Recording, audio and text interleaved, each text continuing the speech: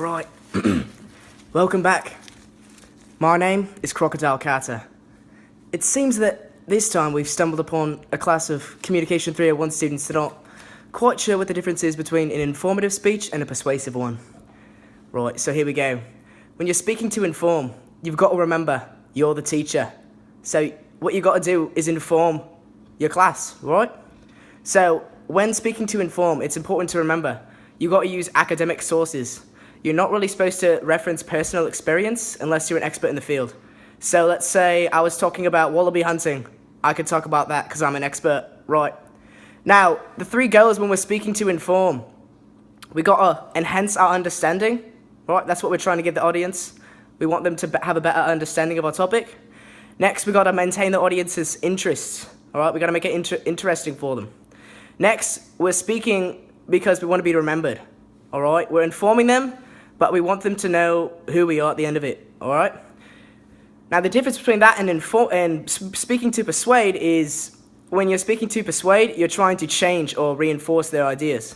So for this type of speech, you are allowed to use personal experiences to persuade. And I would say that a good example of this are Aristotle's big three, right? Ethos, logos, and pathos. Pathos is an appeal to emotion, right? So if I say baby Joey was killed in the field, you're probably going to start crying like me, right? All right. So our four goals when we're speaking to persuade, we've got to either change or reinforce the attitudes. And this means your likes versus your dislikes, right? So your attitude about something might be you like it versus you don't like it. You're trying to change that. Next, we're trying to either change or reinforce beliefs. So this is what you believe to be true or false. So these are harder to change than later on than our attitudes about something, right? Because they're more deeply held. Same thing goes as values. So we're trying to change or reinforce the values. So this is your difference between right and wrong.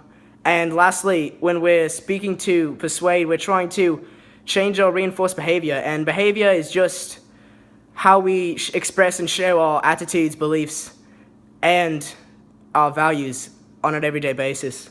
Right, so those are the difference between informative speeches and persuasive speeches. This is Crocodile Carter signing off. Cheers.